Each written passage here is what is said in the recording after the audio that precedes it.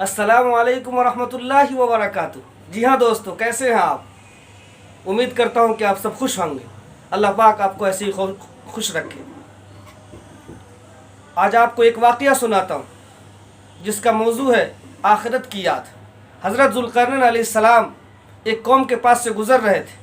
आपने उस कौम का अजीब व गरीब हाल देखा कि उस कौम के पास कोई नेमत नहीं थी, और दूसरा ये कि उस कौम ने अपना कब्र अपने घर के आगे ही बनाया हुआ था। आपने उस कौम के एक आदमी को बुलाया और उससे पूछा कि तुम्हारा बादशाह कहाँ है, उसको बुला के लाओ।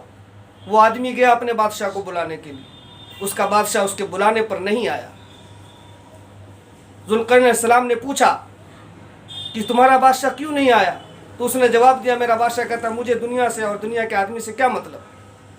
ज़ुल्क़रनैन अलैहिस्सलाम खुद ही उसके पास गए और उस बादशाह से जाके कहा, उस कौम के बादशाह से, कि आपने अपने कौम का क्या हाल बनाया हुआ है कि आपकी कौम के पास दुनिया की कोई नेमत नहीं है, और दूसरा ये कि आपने और आपके सारे कौम के लोगों ने अपने घर के आगे ही अपना कब्र बनाया हुआ है। उस बादशाह ने जवाब दिया कि दुनिया की नेमतों से आज तक कोई सैराब नहीं हो सका। दूसरा ये कि कब्र इसलिए बनाया हुआ है ताकि हम अपने कब्रों में जाएं, अपने कब्र को याद रखें और उसमें हमेशा इबादत करते रहे और आखिरत से एक पल के लिए भी गाफिल ना हो।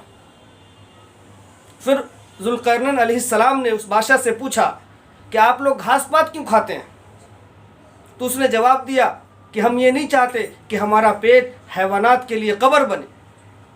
फिर वो बादशाह एक अपने हाथ को एक ताक में बढ़ाया और उस ताक में बढ़ाने के बाद एक खोपड़ी निकाली और ज़ुल्क़रनैन अलैहिस्सलाम से सवाल किया, आप जानते हैं कि ये किस शख्स की खोपड़ी है? ज़ुल्क़रनैन अलैहिस्सलाम ने कोई जवाब न दिया। वो बादशाह खुद ही कहने लगा कि एक ऐसे बादशाह से शहंशाह की खोपड़ी है कि जो अपने रियाया पे जुल्म करता था, अपने कमज़ोरों को सताता था। अल्लाह तबारक व तआला ने इसकी रूह निकाल ली और इसको जो है जहन्नम रसीद कर दिया। फिर वो बादशाह एक और दूसरे ताक में हाथ डाला और एक खोपड़ी निकाली और ज़ुल्क़रनैन अलैहिस्सलाम से सवाल किया, आप जानते हैं ये किस शख्स की खोपड़ी है? ज़ुल्क़रनैन अलैहिस्सलाम खामोश रहे। उसने खुद ही जवाब दिया, एक ऐसे शहंशाह की खोपड़ी है जो आदिल बादशाह था, अपने कमज़ोरों की मदद करता था, अपने रियाया से मोहब्बत करता था। अल्लाह पाक ने इसकी रूह को निकाला और इसके मरातिब को बुलंद किया और इसको जन्नत रसीद की। और फिर एक दूसरे ताक में तीसरे ताक में हाथ डाला, फिर एक खोपड़ी निकाली और फिर वो बादशाह जो है ज़ुल्क़रनैन अलैहिस्सलाम से सवाल करने लगा कि जानते हैं ये किस शख्स की खोपड़ी है? ज़ुल्क़रनैन अलैहिस्सलाम की आंखों से आंसू बहने लगे।